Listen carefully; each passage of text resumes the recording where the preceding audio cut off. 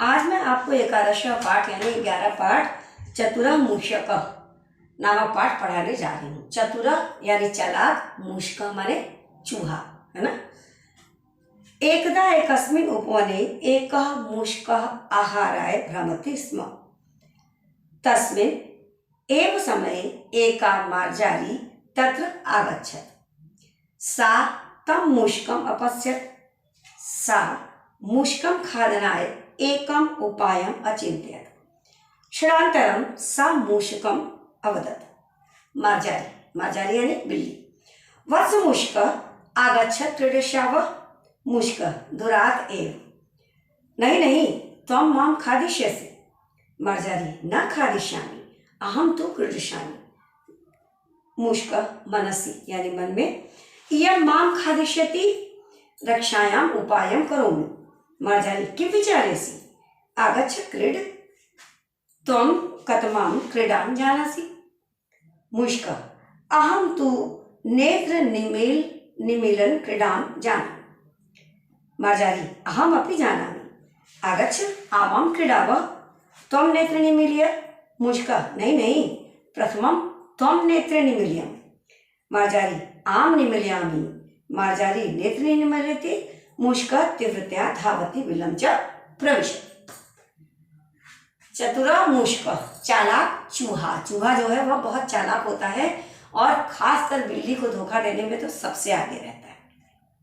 इसमें यही पाठ है कि एकदा एकस्मिन् उपवने एकः मूषकः आहाराय भ्रमति स्म। एक बार एक बगीचे में एक चूहा खाने की तलाश में घूम रहा था। तस्मिन् एव समये मार्जारी तत्र आगच्छत्। उसी समय एक बिल्ली आ जाती है, आ गई। सा तां मूषकां अपश्यत्, और वह उसने चूहे को देखा। सा मूषकं खादनाय एकम उपायम अचिन्तयत्, और चूहे को खाने का एक उपाय सोचने लगी। क्षणांतरम सा मूषकम अवदत्, और एक ही क्षण में उसने चूहे से कहा। अब देखिए क्या कहा। मार्जारी बोलती है, वत्स मूषकः आगच्छत् क्रीडिष्यावः। बेटा चूहे इधर आओ, हम लोग खेलेंगे। मूषकः दुरात् एव। चूहा दूर से ही। नहीं नहीं, त्वं मां खादिष्यसि। नहीं नहीं, मैं नहीं आऊंगा, तुम मुझे खा जाओगी। मार्जारी न खादिष्यामि, अहं तु क्रीडिष्यामि। नहीं खाऊंगी, हम तुम खेलेंगे। मूषकः मनसि यानी मन में, इयं मां खादिष्यति, रक्षायाम उपायम करोमि। इससे यह मुझे खा न जाए, इसके लिए मुझे कोई अपनी रक्षा का उपाय सोचना पड़ेगा। मार्जारी किं विचारेसि? क्या सोच रहे हो? आगच्छ क्रीड, आओ खेले। त्वं कतमां क्रीडां जानासि? तुम कौन सा खेल जानते हो? मूषकः अहं तु नेत्र निमीलन क्रीडां जानामि। मैं तो आंख मिचौली यानी छुपम छुपाई का खेल जानता हूँ। मार्जारी अहम अपि जानामि, हम भी जानते हैं। आगच्छ आव क्रीडावः, आओ खेला जाए। त्वं नेत्रे निमील्य, तुम अपनी आंखें बंद करो। मूषकः नहीं नहीं, प्रथमं त्वं नेत्रे निमील्य, पहले तुम अपनी आंख बंद करो। मार्जारी आम निमीलयामि, अच्छा मैं बंद करती हूँ। मार्जारी नेत्र निमीलयति। मूषकः तीव्रतया धावति बिलं च प्रविशति, और बिल्ली जैसे ही अपनी आंख बंद करती है और चूहा तीव्र गति से अपने बिल में घुस जाता है। ये चूहे की चतुराई। ठीक, समझ में आ गया पाठ। एकदा एकस्मिन् उपवने एकः मूषकः आहाराय भ्रमति स्म। एक बार एक बगीचे में एक चूहा जो है अपने खाने की तलाश में घूम रहा था। तस्मिन् एव समये एका मार्जारी च आगच्छत्। उसी समय एक बिल्ली आ जाती है। सा तं मूषकम् अपश्यत्, और वह चूहे को देखती है। सा मूषकं खादनाय एकम उपायम विचरति, और वह अचिंत्यत, और वह उस चूहे को खाने के लिए एक उपाय सोचने लगती है। क्षणांतरम सा मूषकम अवदत्, और थोड़ी देर में चूहे से बोलती है, वत्स मूषका, बेटा चूहे, आगच्छ क्रीडिष्यावः, आओ खेला जाए। दुरात् एव, दूर से ही। नहीं नहीं, त्वं मां खादिष्यसि, नहीं तुम मुझे खा जाओगी। न खादिष्यामि, अहं तु क्रीडिष्यामि, नहीं खाऊंगी, हम और तुम दोनों खेलेंगे। मनसि मन में, इयं मां खादिष्यति, यह मुझे खा जाएगी, रक्षायाम उपायम करोमि, इससे रक्षा का उपाय करना चाहिए। मार्जारी किं विचार्यसि, क्या सोच रहे हो, आगच्छ क्रीड, आओ खेले, त्वं कतमां क्रीडां जानासि, तुम कौन सा खेल जानते हो, मूषिका अहं तु नेत्र निमीलन क्रीडां जानामि, मैं तो आंख मिचौली छुपन छुपाई का खेल जानता हूँ। मार्जारी अहमपि जानामि, हम भी जानते हैं। आगच्छ आव क्रीडाव, आओ खेला जाए। त्वं नेत्रे निमील्य, तुम अपनी आंखें बंद करो। मूषिका नहीं नहीं, प्रथमं त्वं नेत्रे निमील्य, पहले तुम अपनी आंखें बंद करो। मार्जारी आम निलेना, मैं बंद करती हूँ। मार्जारी नेत्रे निमील्यति, मूषिका तीव्रतया धावति बिलं च प्रविशति, और जैसे ही मार्जारी यानी बिल्ली अपनी आंखें बंद करती है, चूहा जो है वह बिल में घुस जाता है। ठीक, ये हो गई चूहे की चतुराई। अब हम आपको पढ़ाने जा रहे हैं 12 पाठ, यानी कि 12 पाठ। ठीक, 12 पाठ कौन सा है? 12 पाठ प्रिया बाला, 12 है ना पाठ। ठीक, क्या है? प्रिया बाला, ये। ठीक, अब इसके शब्दार्थ हैं कि बाला माने बच्चे। ठीक, फिर उसके बाद लिखंती यानी लिखते हैं, लिखंती लिखते हैं, ये हो गया आपका। फिर उसके बाद आपका आ जाता है हर्षंती यानी खुश होते हैं, हर्षंती यानी खुश होते हैं। ठीक, फिर नेक्स्ट है कि कदापि यानी कभी भी, कदापि यानी कि कभी भी। ठीक, फिर पापम यानी बुरे कर या बुरे काम, कुछ भी कह सकते हैं, बुरे काम। ठीक, बाला बच्चे, लिखंती लिखते हैं, हर्षंती खुश होते हैं, कदापि कभी भी, पापम बुरे कर। पठन्ति बाला च लिखन्ति बाला, नृत्यन्ति खेलन्ति हर्षन्ति बाला, कदापि न पापम चरन्ति बाला, प्रियं च सत्यं च वदन्ति बाला, दोषं न पश्यति परस्य बाला, क्रोधं न कुर्वन्ति कदापि बाला, अम्बां च जनकं च नमन्ति बाला, सदा परेशं प्रणमन्ति बाला।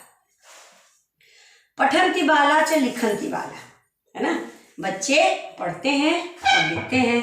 नृत्यन्ति खेलन्ति हर्षन्ति बाला, नाचते हैं और खुश रहते हैं। कदापि न पापम चरन्ति बाला, बच्चे जो है कभी पाप नहीं करते हैं। प्रियं च सत्यं च वदन्ति बाला, प्रिय बोलते हैं और सत्य बोलते हैं। दोषं न पश्यन्ति परस्य बाला, दूसरों का दोष कभी नहीं देखते। क्रोधम न कुर्वन्ति कदापि बाला, और बच्चे कभी भी क्रोध नहीं करते। अम्बां च जनकं च नमन्ति बाला, अपने माता और पिता को प्रणाम करते हैं, मतलब नमस्कार करते हैं। सदा परेशम प्रणमन्ति बाला, और हमेशा ईश्वर को प्रणाम करते हैं। ठीक, प्रिया बाला यानी प्रिय बच्चे। पठन्ति बाला च लिखन्ति बाला, बच्चे पढ़ते हैं लिखते हैं। नृत्यन्ति खेलन्ति हर्षन्ति बाला, नृत्य करते हैं नाचते हैं और खुश रहते हैं। कदापि न पापम चरन्ति बाला, और कभी पाप नहीं करते। प्रियं च सत्यं च वदन्ति बाला, प्रिय और सत्य बोलते हैं। दोषं न पश्यन्ति परस्य बाला, और बच्चे कभी दूसरे का दोष नहीं देखते हैं। क्रोधं न कुर्वन्ति कदापि बाला, और कभी बच्चे क्रोध नहीं करते। अम्बां च जनकं च नमन्ति बाला, अपने माता और पिता को नमस्कार करते हैं। सदा परेशम प्रणमन्ति बाला, और हमेशा ईश्वर को प्रणाम करते हैं। ठीक, ये अच्छे बच्चों की निशानी है। अब इसके बाद आता है आपका त्रयोदश पाठ। त्रयोदश पाठ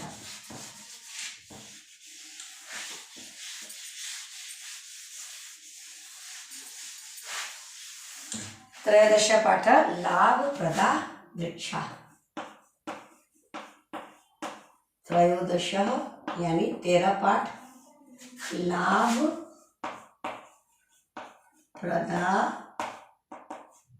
वृक्षा। लाभप्रद वृक्ष यानी पेड़। हाँ, भूमि यानी पृथ्वी पर। ठीक, फिर नेक्स्ट हो जाता है आपका रत्नानि यानी अनेक रत्न। रत्नानि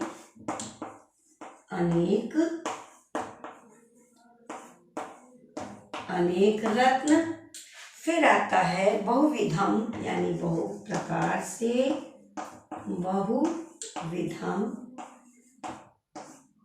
यानी बहुत प्रकार से या अनेक प्रकार से, कुछ भी कर सकते हैं, बहुत प्रकार से। फिर नेक्स्ट है अधः यानी नीचे। ये हो गया आपके शब्दार्थ। ठीक, भूवि पृथ्वी पर, रत्नानि अनेक रत्न, बहुविधम बहुत प्रकार से, अधः माने नीचे। अस्यां भूवि अनेकानि रत्नानि सन्ति। तेषु रत्नेषु वृक्षाः अतीव लाभप्रदानि रत्नानि सन्ति।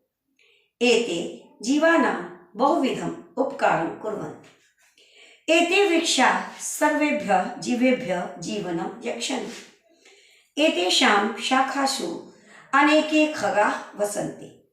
एतेषाम् अधः पशवः आश्रयं नयन्ति। क्लान्ताः पथिकाः अपि एतेषां वृक्षाणाम् अधः विश्रामं कुर्वन्ति।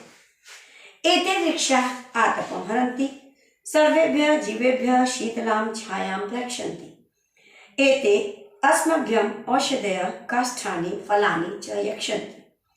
एतैः पर्यावरणं शुद्धं भवति। वृक्षाः वर्षाकार्येण अपि सहायकाः सन्ति। वस्तुतः वृक्षाः सर्वप्रकारेण लाभप्रदाः सन्ति। ठीक, अस्यां भुवि अनेकानि रत्नानि सन्ति। इस धरती पर, इस पृथ्वी पर अनेक प्रकार के रत्न हैं। तेषु रत्नेषु वृक्षाः अतीव लाभप्रदानि रत्नानि सन्ति। उन रत्नों में वृक्ष यानी पेड़ अत्यंत लाभ प्रदान करने वाले रत्न हैं। एते जीवानां बहुविधम् उपकारं कुर्वन्ति। या जीवों का बहुत प्रकार से, है ना, उपकार करते हैं। एते वृक्षाः सर्वेभ्यः जीवेभ्यः जीवनं यच्छन्ति। यह वृक्ष सब प्रकार से सभी को जीवन प्रदान करते हैं, जीवन देते हैं। एतेषां शाखासु अनेके खगाः वसन्ति। इनकी शाखाओं पर अनेक प्रकार के पक्षी रहते हैं, निवास करते हैं। एतेषां अधः पशवः आश्रयं नयन्ति। और इनके नीचे, है ना, बहुत से पशु अपना आश्रय लेते हैं, बहुत से पशु रहते हैं। क्लान्ताः पथिकाः अपि एतेषां वृक्षाणाम् अधः विश्रामं कुर्वन्ति। क्लान्ताः पथिकाः यानी थके हुए पथिक जो राही होते हैं, इस वृक्ष के नीचे विश्राम करते हैं। एते वृक्षाः आतपं हरन्ति। और यह वृक्ष जो है वह क्या करता है कि गर्मी को हरता है। सर्वेभ्यः जीवेभ्यः शीतलं छायां प्रयच्छन्ति। सभी जीवों को शीतल छाया प्रदान करता है। एते अस्मभ्यम् औषधयः काष्ठानि फलानि च यच्छन्ति। और इससे अनेक प्रकार की औषधि, लकड़ियाँ और फल प्राप्त होती हैं। एतैः पर्यावरणं शुद्धं भवति। इससे पर्यावरण शुद्ध रहता है।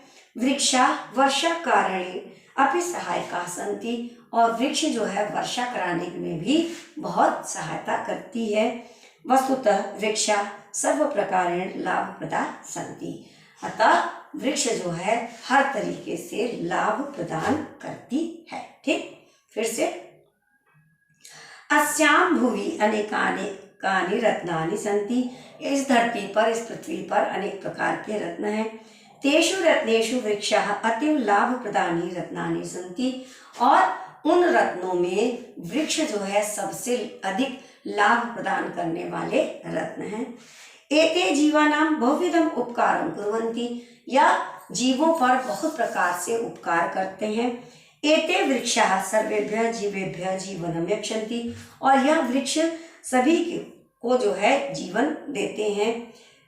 एतेषां शाखासु अनेके खगाः वसन्ति। और इनकी शाखाओं पर अनेक प्रकार के पक्षी निवास करते हैं। एतेषां अधः पशवः आश्रयं नयन्ति। और इनके नीचे जो है अनेक प्रकार के पशु अपना आश्रय लेते हैं, अपना ठिकाना बनाते हैं। क्लांताः पथिकाः अपि एतेषां वृक्षाणाम् अधः विश्रामं कुर्वन्ति। और जो थके हारे राही होते हैं, पथिक होते हैं, वह इन वृक्षों के नीचे विश्राम करते हैं। एते वृक्षा आतपं हरन्ति। और यह वृक्ष जो है गर्मियों को हर लेता है। सर्वेभ्यः जीवेभ्यः शीतलां छायां प्रयच्छन्ति। गर्मियों को हर के शीतल जो है छाया प्रदान करता है। एते अस्मभ्यम औषधयः काष्ठानि फलानि च यच्छन्ति। यह अनेक प्रकार की दवाएं, लकड़ियां और फल प्रदान करता है। एते पर्यावरणं शुद्धं भवति। और इससे पर्यावरण भी शुद्ध रहता है। वृक्षाः वर्षाकारेण अपि सहायका अस्ति। और वृक्ष वर्षा कराने में भी बहुत सहायता देती है। वस्तुतः वृक्षाः सर्व प्रकारेण लाभप्रदाः सन्ति। अतः जो है वृक्ष हर प्रकार से लाभ प्रदान करती है। ठीक, अब इसके बाद नेक्स्ट है चतुर्दश पाठ। चतुर्दश पाठ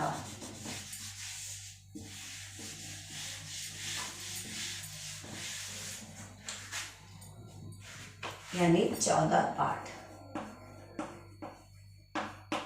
चतुर्दश पाठ कौन सा है? चतुर्दश पाठ सर्प दर्दुरा च। सर्प माने सांप, दर्दुरा माने मेढक। सर्प दर्दुरा च। ठीक, ये हो गया आपका। अब इसका शब्दार्थ भी लिख लेते हैं। एकस्मात् ग्रामात्। एकस्मात् ग्रामात् है ना। एकस्मात् ग्रामात् यानी एक गांव में, एक गांव में। ठीक, फिर सरोवर। सरोवर यानी कि तालाब। ठीक, फिर उसके बाद तटे यानी किनारे पर। तटे माने किनारे पर। कृष्णा यानी काला। कृष्ण यानी कि काला। द्वयम यानी दो। ये हो गया। ठीक, ये देखिए सांप और मेढक के बारे में जो है यह कहानी है। एकस्मात् ग्रामात् बहिः सरोवरः आसीत्। तस्मिन् सरोवरे बहवः दर्दुराः अवसन्। सरोवरस्य तटे एक अश्वत्थवृक्षः आसीत्।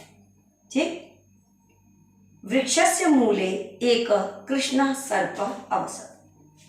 स सर्पः प्रतिदिनम् एकं द्वयं दर्दुरम् अखादत्। सर्वे दर्दुराः तेन दुःखिताः आसन्। एकदा सर्वे दर्दुराः एकम् उपायम् अचिन्त्यन्। अग्रस्मिन् दिने सर्पः बिलात् पुनः बहिः आगच्छत्। स एकं दर्दुरम् अगृह्णात्। ठीक, सर्वे दर्दुराः सर्पस्य वृक्षम् अगृह्णन्। पुनः बलपूर्वकं तस्य पुच्छम् अकर्षन्। सर्पः भयभीत अभवत् सः दर्दुरम् अत्यजत्। दर्दुराः अपि सर्पम् अत्यजन् सर्पः ततः अपलायत्। सर्वे दर्दुराः प्रसन्नतया अनृत्यन् अगायन् च। सर्पः पुनः कदापि तत्र न आगच्छत्। ठीक, तो अब इसका अर्थ जो है हम आपको अगली बार बताएंगे। धन्यवाद।